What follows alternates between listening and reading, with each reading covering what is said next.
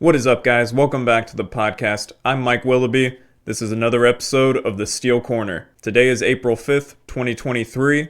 We're going to get into a few things today. The very first thing we're going to talk about is a pro tip about checking your zero, checking your ammo, and checking it at the maximum distance that you're going to be shooting at. We're going to break down an old video of me running Smoke and Hope with a 2.3 some second string. We're going to analyze it, look at what went right, what went wrong. In particular, we're going to look at some inefficiencies in my draw stroke with the OSR. Then we're going to talk about how to stay focused during a match, how to keep your composure during all 8 stages and not fall off track, not let bad strings on one stage or even bad strings on the same stage distract you from shooting your best all day long. That way you can piece together your best 8 stage times and actually compete with the people that you're supposed to be competing with. Stay tuned, let's get into it. Before we get into anything too crazy, let's make an announcement about some matches coming up. We've got Maryland State Steel Challenge Championship. Registration is open now. That is Labor Day weekend, so that's going to be September 2nd through September 4th. Saturday and Sunday are going to be the Maryland State Steel Challenge Championship. And then Monday,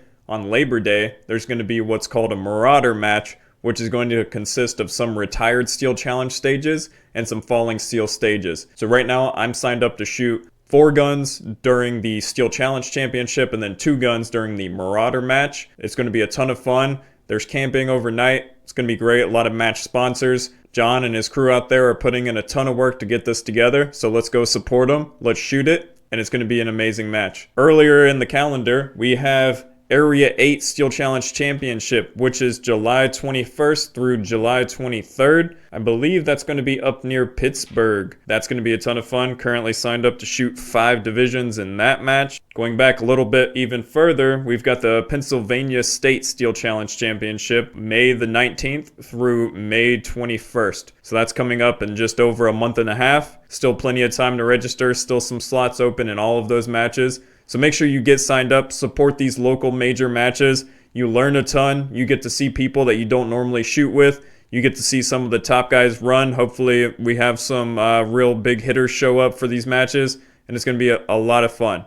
Come win some prizes, see some sponsors, support the matches, support the work that everybody is doing to make Steel Challenge the biggest sport. I don't know about where you are, but currently where I am, a lot of matches, if you don't get signed up, there may be 1 or 2 spots here and there, but almost every match is filled to, I'd say, 90+% capacity. There are not very many open spots at any of my local Steel Challenge matches. There may be some smaller matches that don't have the same following. Maybe they're not ran as well, but all these matches that are being run extremely well are usually filling most of the way up. It is crazy. So come support the majors, see what it's like. See what everybody's doing. Don't worry about it if you're not super experienced in the sport. You don't need to have a ton of experience to go to your first major match. I mean, it's the same rules that you shoot at your locals. And it's a little bit more expensive, but you're getting a little bit more for it. Usually they're 8 stages. Some of them will be the speed 6, so not using the 35-yard stages, but usually they're all 8 stages. You get to see some of the top shooters in the area at least, if not in the nation. So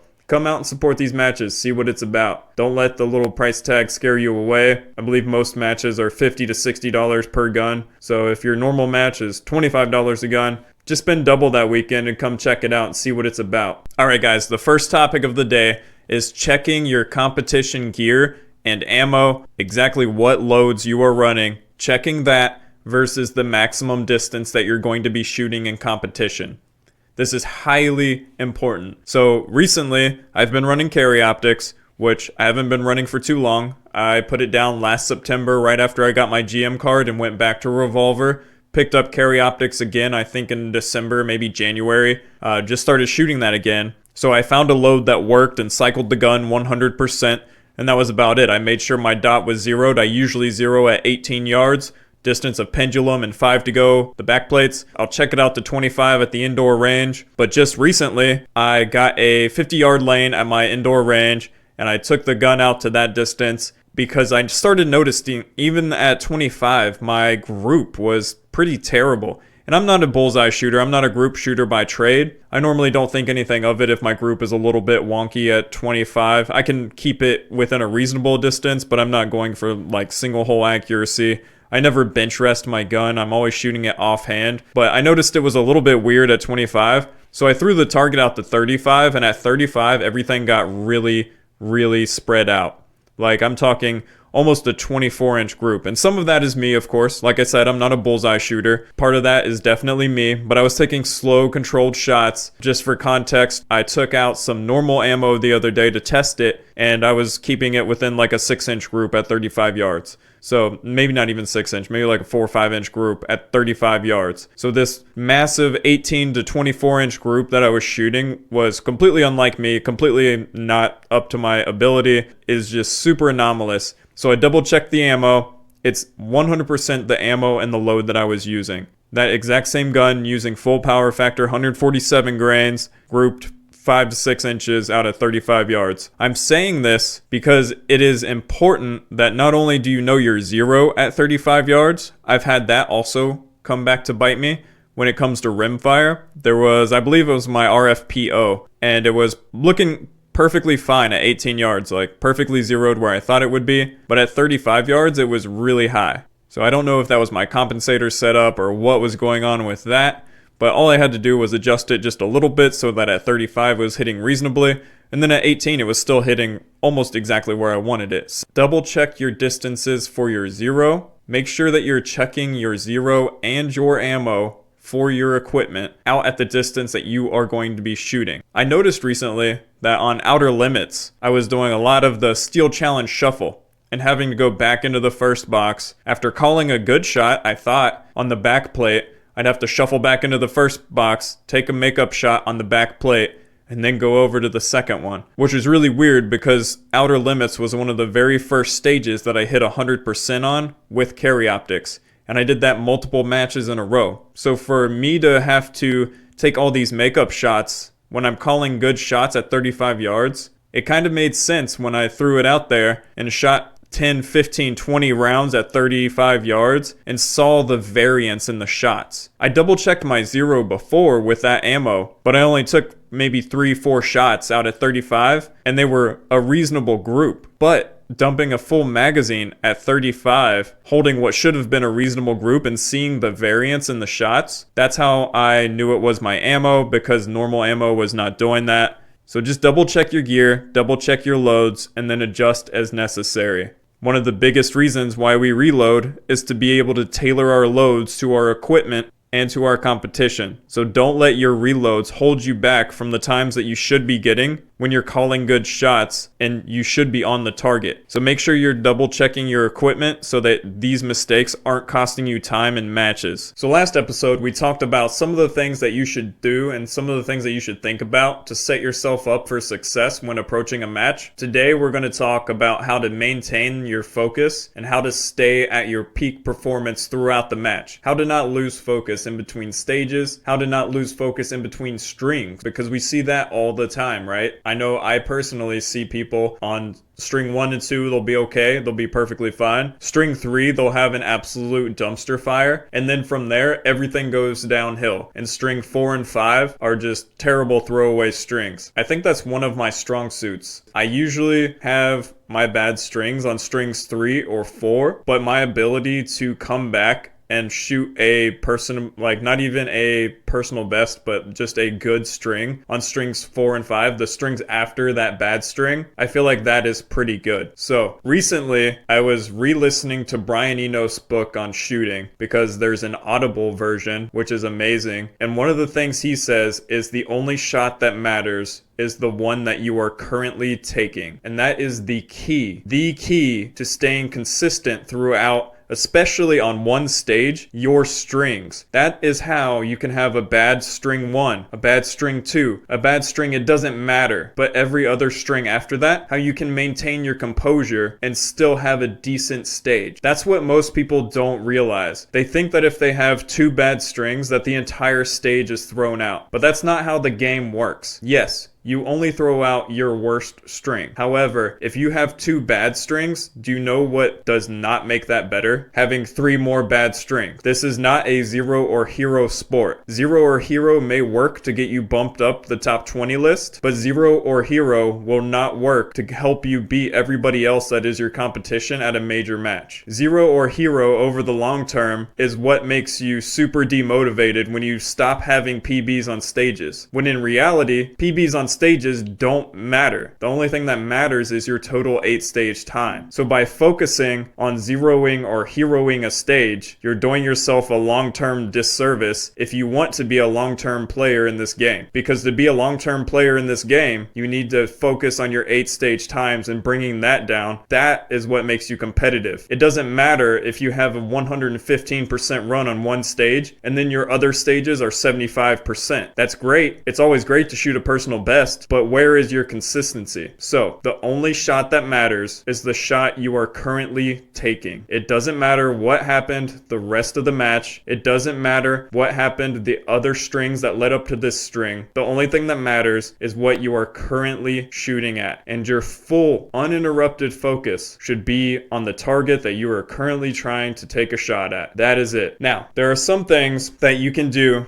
to help maintain focus, to help you build a habit before you shoot. But that being said, I think it's also important to be able to have that habit disrupted without hindering your shooting performance. So what do I mean by that? I mean, in all ideal circumstances, you should not be ROing when you are the on-deck shooter, right? You should not be ROing when you are up next to shoot. But at the same time, if you're at a match and no one else is an experienced RO, if everybody else on your squad has no idea what they're doing when it comes to ROing, you may end up ROing right before you shoot. And you should still, in my opinion, be able to go up and lay down a perfectly acceptable, up to your normal speed string of fire. It should not distract you from your shooting anything that happened up to that point. Because going back to what Brian Eno said, the only shot that matters is the one that you are currently taking. Some other things to consider. Before a stage, or even before a match, I am not in my match tracker app and looking at what my PB is and thinking that I need to beat that. Like I said, PB thinking is short-term thinking. There's nothing wrong with going for PBs, but if you step into a box and you are focused on, I need a 2.75 second string here to get a PB, in my experience, you are going to have an absolute meltdown on that stage. You're going to be nowhere close to a PB. In my experience, that is the opposite way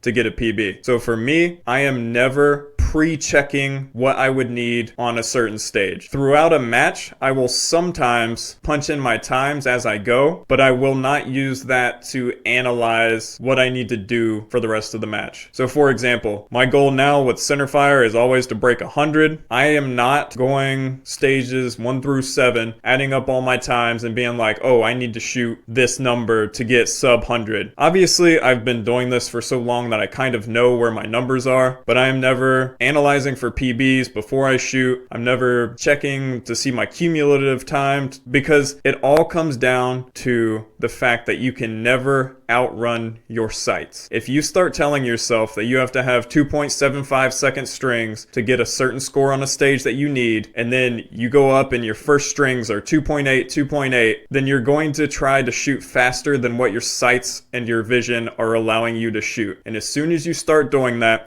you're going to start transitioning early. You're going to start moving your eyes before you break the shot on your target and end up having 3 or 4 makeup shots. We've all done it. I post my videos of me doing it. You cannot shoot faster than your sights. You cannot shoot faster than your vision. So either way, your time doesn't matter. The only thing that matters is that you are shooting at your current visual capacity. Are you getting your sight on the target and breaking that shot before you transition your vision onto the next target? That's really all that the game is about. How fast can you get your eyes on the next target? How fast can you get your dot or your sights to meet where your eyes are? How fast can you break that shot? And then as soon as you broke that shot, because you were looking at your sights, at the target, as that shot broke, you called that shot good. You're not waiting to hear a ding. You're not over confirming. You're not standing there and staring at it, waiting to see where your hit was. You're calling your shot good as soon as you break your trigger and then instantly moving your eyes to the next target. And then your sight will catch up with your eyes. You break another clean shot and you keep going. That's what my strategy is. You'll know when you're starting to get that process down because your makeup shots will become much, much faster. You will know when you broke a shot and it was low left by an inch. You'll know when you broke a shot and it was high by an inch. We talked about it a little bit before, but maintaining your energy throughout a match is also very key. So you want to make sure that you're eating a certain amount, whatever you're used to. Protein bars, granola bars, things that are in a package are really good for this. Things that you don't have to touch with your hands. I try not to eat fruit or anything that I have to touch with my hands while I'm shooting because I just don't like eating lead. Not my favorite thing to do. I usually go for protein bars, granola bars. That's pretty much it during a match. You don't want to overeat.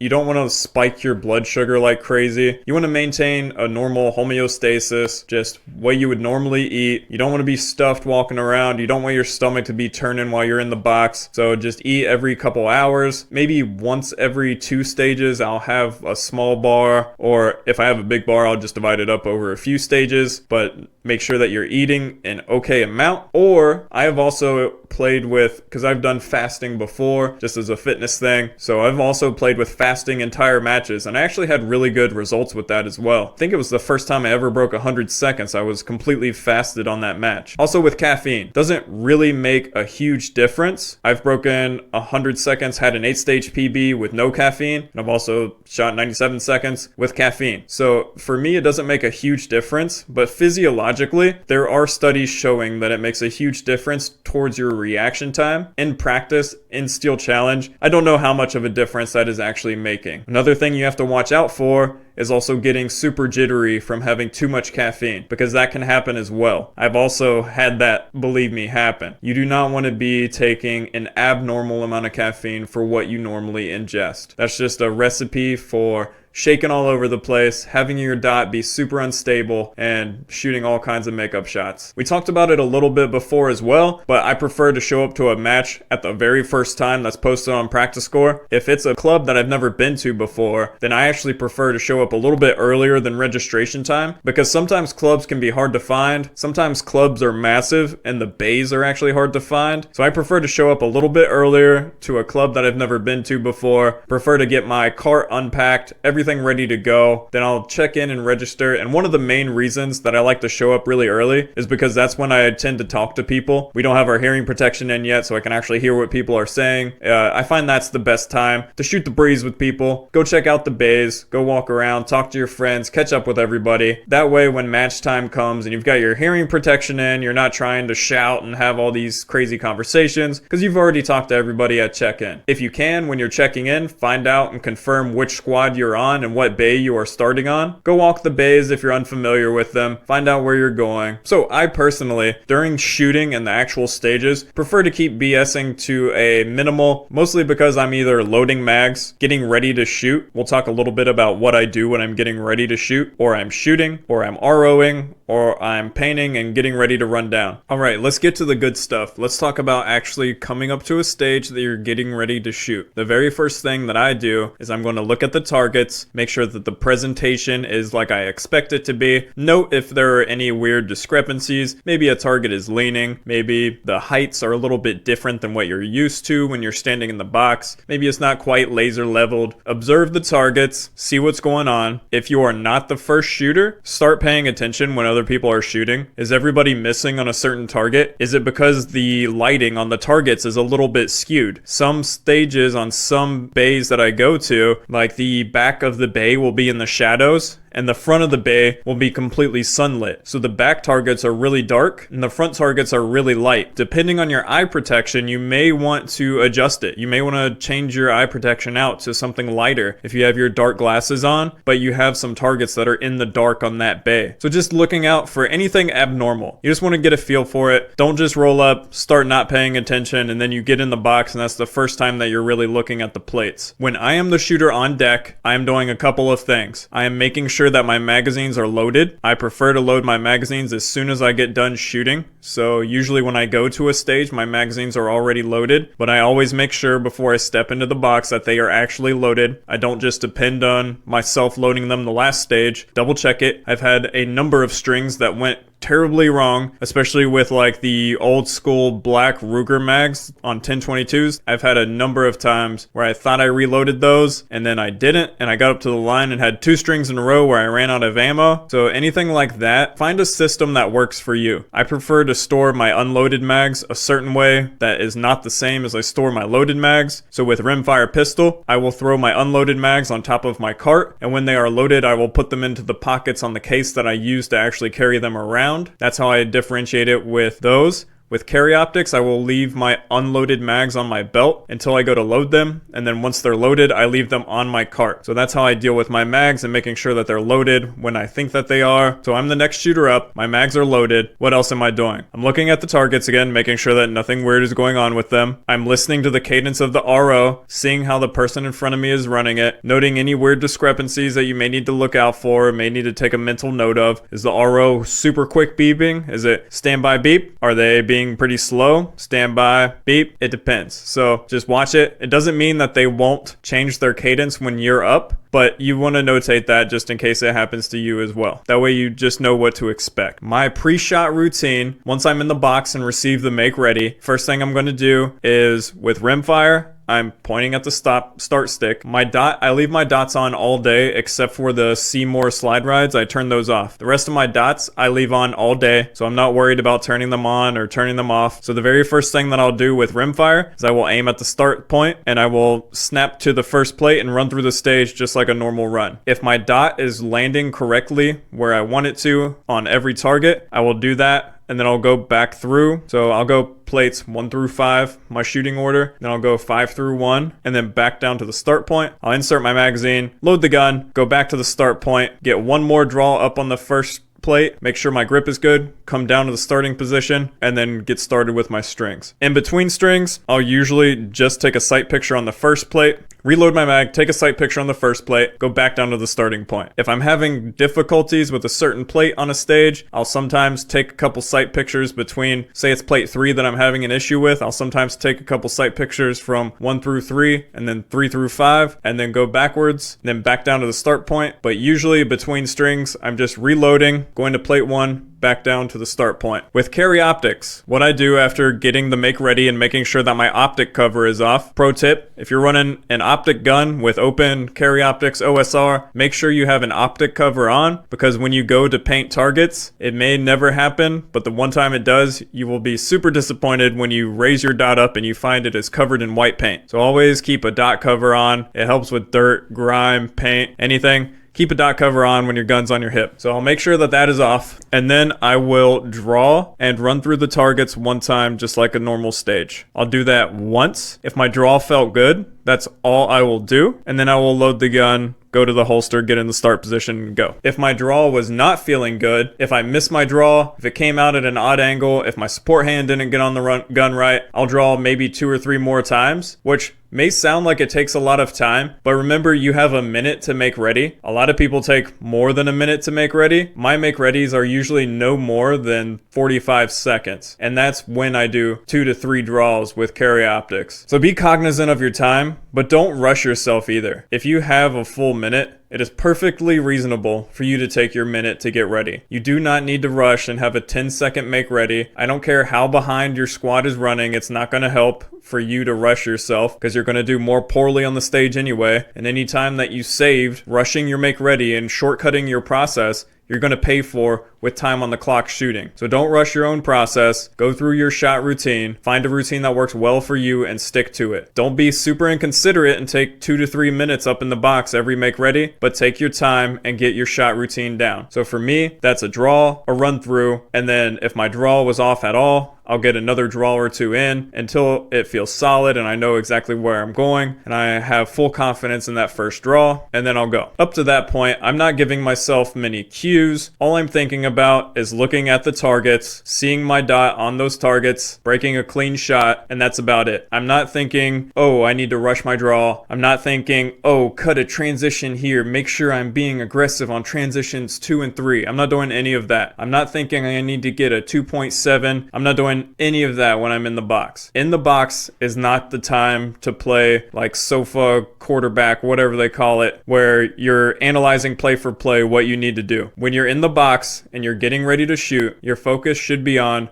shooting the targets. So for me, I fixate my vision. I'm looking at every single plate and picking out points on the plate that I'm going to be looking when I'm on that plate. And then when I'm back to the first plate for the start, I'm finding one single point, whether that's a light spot in the paint, whether that's the bolt or the hanger. It doesn't matter what it is. It could be nothing. I could just be fixing my vision to one single point. A lot of times it's a gunshot after the first string. I'm affixing my vision to that one point until the gun is up on the target. So from the time that my hands come up and you get the "are you ready" and "stand by," my eyes are fixed on one single point. I am not drawing my eyes off that point for anything. And my goal is, after the beep, from the time that I'm coming down into my holster, getting the gun on that target, I'm not breaking my focus with that one spot. And then as soon as my dot enters that target and I break a clean shot, I'm doing the exact same thing on the next target. I'm broke a shot on this target, I'm immediately moving my eyes and fixating them on that spot on the second target until I break a clean shot on it. Now, with makeups, like we talked about earlier, if you are effective at calling your shots, then you should be able to get pretty quick makeup shots in. You should be able to instantly see when you pull your trigger a little bit too hard, you jerk your trigger down, your support hand grip isn't strong enough to compensate for how hard you're running your trigger. If you pull that shot down, you should instantly be able to recognize that your shot broke low. So this happens to me. I've seen this happen a couple times on pendulum, especially the little 10-inch plates. I will see myself pull my trigger down past the plate because I'm not paying attention and I want to get transitioned off. So if you're focused on it, you can see that you broke it low and take an immediate makeup shot. But let's say you called a good shot, but it was off for whatever reason. It depends on the stage whether you should transition back to it or if you should just keep going and get it later. That's a whole nother discussion. It'll completely depend on the stage design and where you are at on the stage. But essentially, going back to what Brian Eno said in his book, the only shot that matters is the one that you are currently taking. Another big mistake that I see commonly is people will take a shot at the stop plate. They will not hit the stop plate, but they've already started to break their grip on the gun and bring the gun down, and then they have to go all the way back out to break that shot on the stop plate. If you notice yourself doing that, there is absolutely nothing wrong with pausing with your gun completely presented to the target for a second or two after you broke the shot. That is easier because you will not have to come all the way down, register that you didn't make the shot, come all the way back up, and then break another shot. If you find yourself doing that, I would love for you to get better at shot calling, but that comes over time. That's a lot of work. For now, an interim fix that can alleviate that for you is just spend an extra second on the stop plate after you broke your last shot. So even if you thought it was good, you can hang out there for a second. It doesn't add any time to your score if you hang out on the stop plate for half a second extra after you broke the shot. Your time is still your time. You're not adding time by confirming that shot. And that is the one shot that you can afford to confirm as much as you want without penalty. So if you need to, obviously it'd be best to call your shots 100% of the time. But if you need to, if you find yourself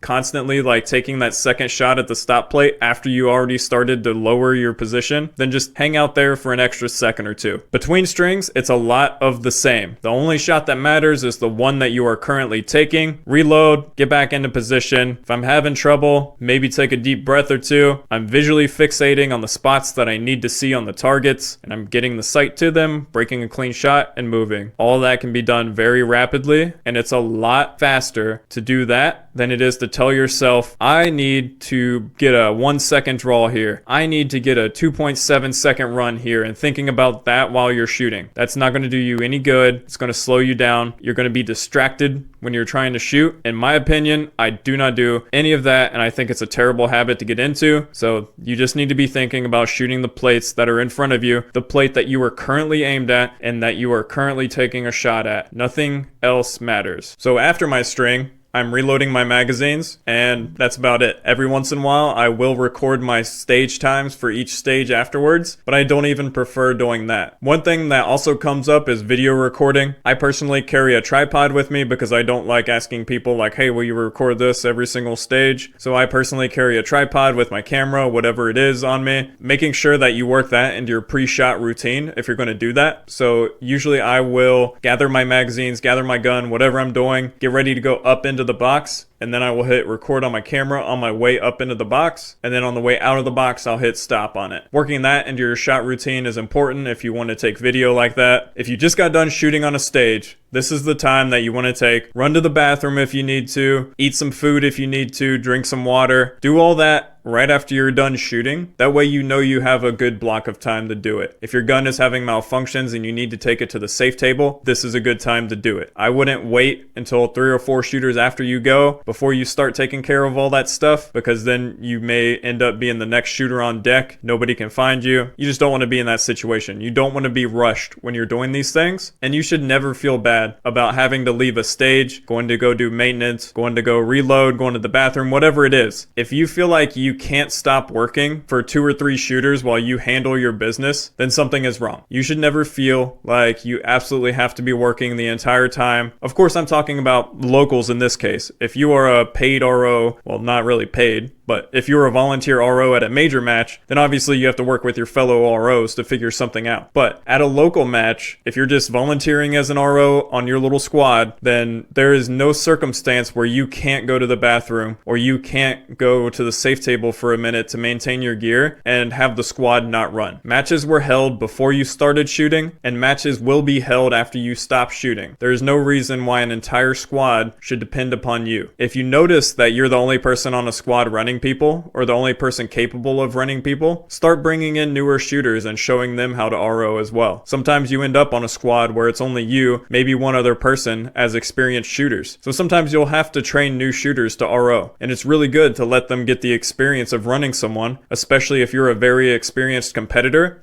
Letting them run you, because you know what feedback to give them that will make them a more effective RO in the future. So give them that trust, give them that opportunity to run some shooters, including yourself and other people who know what to look for and listen for, and give them that training. Because here before long, they are going to be the experienced shooters who are expected to run people. And don't take the entire burden on yourself. You need to be able to go to the bathroom. You need to be able to load your mags. You need to be able to focus before you shoot. Don't take the entire burden of ROing an entire squad for the entire day. Some final thoughts on keeping track of your scores or not throughout a stage and throughout the match. If you are the type of person who will get really disappointed if you see that you had an 85% on a stage, I would not keep track of your scores. So for example, on Saturday, I shot a 99-second overall in carry optics, and it was raining for 4 of the 8 stages. It's a pretty solid time for me. Like, it's not a PB. I shot a 97-second with this gun before, not too long ago, so I know it could go faster, and I lost some time some places. And on outer limits, I had a 83%, so just below a masterclass score. If I was the type of person who saw that and got super demotivated because I saw an A-class score there and I let that affect my future stages, then I would absolutely never keep track during a match. If you're not the type of person who can see your current results and not let that affect your future stages, then do not keep track of your scores throughout a match. Like I said before, you cannot be like, oh, I got a 83% here, so on the next stage I need 120%. That is a good way to ensure that you choke on that stage and you get a way higher time than what you're capable of. So just a word of caution there. If you're that type of person, maybe it's best that you don't keep track of your scores throughout the day. Let's see, what are some of the small miscellaneous things that come up throughout the day? Obviously, if you can tune people out, if people are talking on the bay behind you, obviously the more that you're able to tune them out, the better it is for you. You shouldn't be letting other people's conversations affect you while you're shooting, but at the same time, if someone is being super distracting, if somebody's conversation is distracting you, feel free to ask them to stop BSing around so loud behind you. So if you're not disrupting them while they're shooting, you don't deserve to be disrupted while you're shooting. A certain degree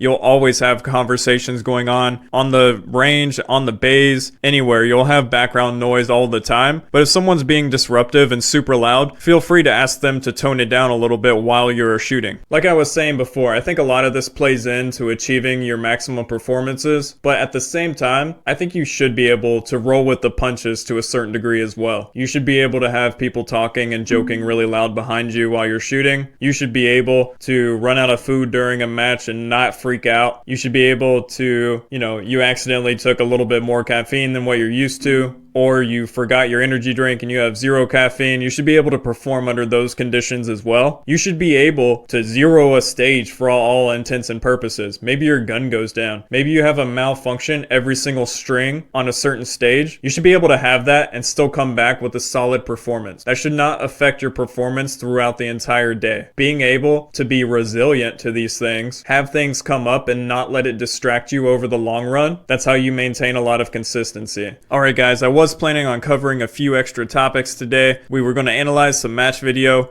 I'm going to put that off to next time. This episode got pretty long talking about all this other stuff, so let's do a quick show and tell. Just going to talk about what I'm running for RFPO right now. We've got the Volquartsen Scorpion. This is what I was using for RFPI, so I was running the irons on it, and I just recently put the Seymour on top, just mounted it on the rail. This is not a Scorpion X, as you can see. It's got the irons, got the rail. I did just add silicone carbide on these grips. I don't know if you can tell exactly how aggressive it is, but it is very aggressive. Also, shout out to, I believe it was Scott on his personal page, who posted when they got the titanium nitride bolts in the other day. So finally got my blinged out bolt. Super happy with that. This gun is amazing. It runs amazing. I'm running nothing but Volquartsen mags now, having very, very little malfunctions compared to my previous setup. So I'm really looking forward to it. I actually really like the weight of the 6-inch as well. Right now, I am entertaining the idea of getting a Scorpion X and then running this back in RFPI again. However, I do not know if I want to get a 4.5-inch or if I want to get a 6-inch Scorpion X, because I do like the weight of the 6-inch gun. Also, the 4.5-inch Scorpion X should be a pretty fair weight itself, and I'm thinking I may actually try some brass grips on a 4.5-inch gun and seeing if I like that. I do prefer heavier guns. I don't buy into the theory that lighter is better. I don't buy into the theory that you need the lightest ammo possible. I do not think that's the case at all. I'm not scared to run a 6-inch gun in RFPO. I mean, obviously my revolvers are massive and super heavy, so I'm not scared of heavyweight guns, and I don't think it affects your times really. Look at some of the world speed shoot results. People are running massively heavy guns and throwing down times that I will never throw down. So yeah, that's a quick show and tell of the new Volquartsen gear. Today, I actually do have an excerpt from a book. It comes from a book called Black Ops, written by Rick Prado. He has this segment, and it is so relevant to competition shooting. He's talking about these boats that they had to use on a mission. Here's what he said. Having reliable, rugged, and simple equipment is equally as important as trust. Those boats were unusually fast, but we knew they were fussy and required a lot of TLC to keep functional. In the heat of the moment, both of them failed, and it nearly cost the lives of 8 good men. Obviously, having bad times at Steel Challenge is not costing anyone their lives, but we put a lot of time, money, and effort into this sport, so make sure your equipment is reliable and doing what it is supposed to do. Maybe the highest speed gear, getting the lightest gear possible, getting the lightest loads possible. Maybe that feels the best, but maybe it's not as reliable. And in the heat of the moment, that's what's going to cost you time over the course of a match. So with that being said, thank you so much for all the support. Thank you so much for all the subscribers. We're up to 114 subscribers now, which is absolutely unreal. I've said it before, and I mean it. I thought I was going to be talking into this camera for about a year before anybody actually listened. So thank you so much for your support. Thanks for listening. Thanks for subscribing. I'll see you guys next time.